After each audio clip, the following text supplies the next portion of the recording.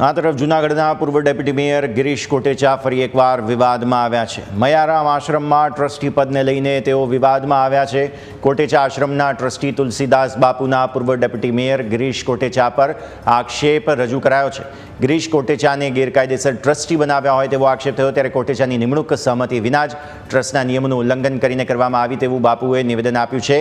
Trustee Hasmukh ત્રિવેદીએ સામે નિવેદન આપ્યું કે તુલસીદાસ બાપુના આક્ષેપો ફગાવ્યા છે। કોટેચાની નિમણૂક ટ્રસ્ટના બંધારણ મુજબ થઈ છે તેવું હસમુખ ત્રિવેદીએ નિવેદન આપ્યું। ત્યારે આશ્રમના વિકાસ માટે ગિરીશ કોટેચાએ 75 લાખ રૂપિયાનું દાન કર્યું છે।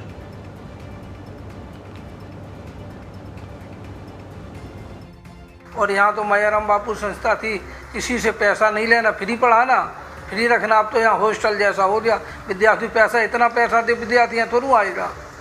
ये गरीब अनाथ के लिए संस्था है। ये इसमें गिरीश कोटेचा का नाम है, भागीरथ दास को नाम काट के उसके चेला को लेना था तो गिरीश कोटेचा को नाम दिया इसमें। अब मैं तो खबर पड़ी तो मैंने एक अर्जी दी है कोर्ट में। अब आगे क्या करेंगे आप? आगे उसकी कार्रवाई और करेंगे जो होगा। तो ये अभी जो विवाद चल रहा है, किस बात का विवाद है?